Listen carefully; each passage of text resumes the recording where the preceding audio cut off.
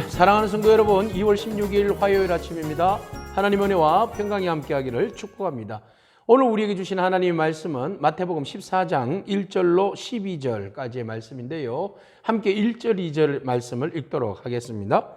그때에 분봉왕 헤롯이 예수의 소문을 듣고 그 신하들에게 이르되 이는 세례 요한이라 그가 죽은 자 가운데서 살아났으니 그러므로 이런 능력이 그 속에서 역사하는도다 하더라. 아멘. 예수님에 대한 소문이 갈릴리를 넘어서 예루살렘에까지 퍼지게 되었습니다. 예루살렘 궁궐에 있던 헤롯 깜짝 놀랐습니다. 왜? 도둑이 제발 저린다고요? 예전에 세례 요한을 죽인 적이 있었거든요. 그 일로 인하여서 헤롯은 분봉왕 헤롯이죠. 고민에 빠졌습니다. 왜? 헤롯이 죽인 그 세례 요한이 환생했다고 본 것이에요. 세례 요한이 환생해서 예수에게 그 정신이 들어가서 영이 들어가서 예수님께서 이런 능력들을 막 행한다고 생각했던 것입니다. 그래서 부들부들 떨고 있는 것입니다. 죄 지은 사람은 편안하게 잘 수가 없는 듯 합니다. 그러면 어떤 일이 있었을까요? 네. 지난번에도 한번 말씀드렸듯이 이 분봉왕 헤롯이 자기 동생 빌립이 있는데 그 빌립의 아내가 헤로디아입니다. 헤로디아를 이 헤롯 안티파스가 동생에게서 빼앗습니다. 동생 아내를. 그렇게 해서 취하게 된 것이죠. 이 부정이 드러났잖아요. 그래서 이것을 세례 요한이 보고 굉장히 불쾌했어요. 그래서 지적을 한 겁니다. 당신이 당신 동생의 아내를 취하는 것은 이거 윤리적으로 도덕적으로 맞지 않다고 지적하니까 화가 난 거예요. 그래서 이 분봉왕 헤롯이 세례 요한을 옥에 가둔 겁니다. 그런데 차마 이 세례 요한을 죽일 수가 없었어요. 왜? 사람들이 세례 요한을 너무 좋아했거든요. 너무 좋아하니까 감히 숙청할 수가 없었던 것입니다. 차라리 그냥 숙청해버리면 속이 시원할 텐데. 근데 사람들이 두려워서 세례 요한을 죽이지 못하고 있었어요. 그러는 가운데 이 마음을 읽었을까요? 바로 그의 아내가 된 헤로디아가 그 헤롯의 생일에 축제가 벌어졌는데 그의 딸 살로메를 보냅니다. 살로메가 아주 요염하게 춤을 춥니다. 그래서 한 잔 얼큰하게 된 헤롯이 너무너무 그 춤이 멋있고 반해가지고 그 살로메를 부릅니다. 그래서 야, 내가 오늘 너무 행복하다.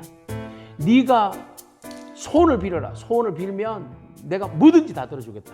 이런 이야기를 합니다. 그래서 살로메가 네, 알겠습니다. 그러고 나서 자기 엄마 헤로디아에게 가서 이야기를 한 거죠.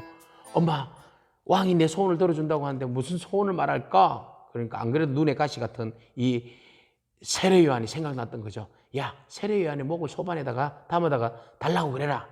이런 이야기를 한 겁니다. 그래서 살로메는 아무 생각 없이 왕에게 가서 왕이시여, 소원이 있습니다. 그랬어요. 그래, 무슨 소원이냐? 말해라.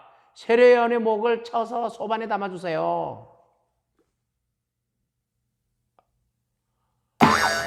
헤롯이 너무 고민에 빠졌어요. 네, 오늘 본문의 9절에 왕이 근심하나 그랬어요. 그렇지만 왕의 명령으로 맹세를 했잖아요. 주겠다고. 그래서 어쩔 수 없이 사람들을 시켜서 세례 요한의 목을 소반에 담아다가 약속대로 주게 됩니다.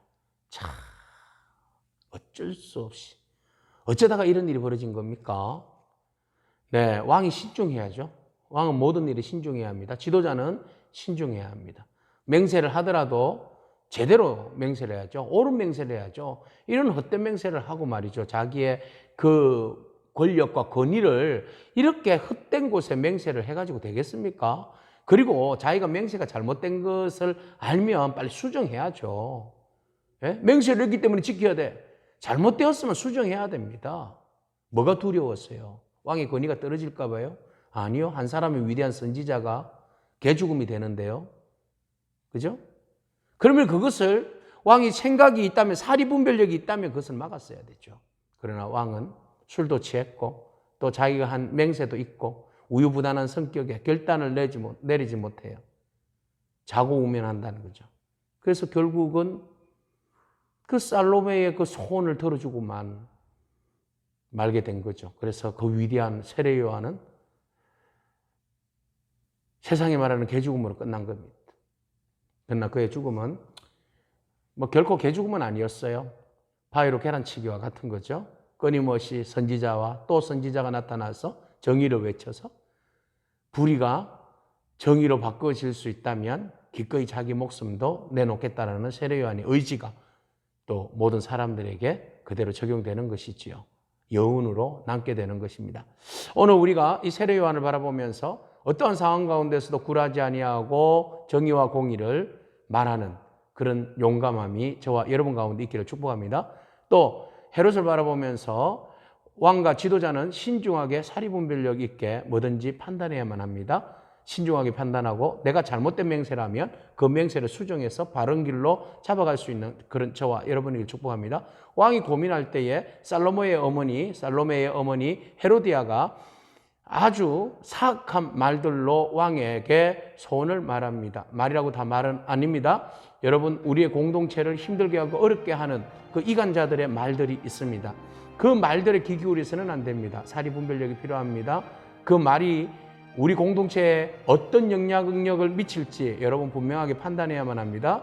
그리고 그 판단으로 인하여서 잘못되었다면 기꺼이 그 말을 수정하고 듣지 않고 그리고 온전한 뜻을 따라서 신중하게 판단하고 결정을 내릴 수 있는 그런 저와 여러분이기를 축복합니다. 기도하겠습니다.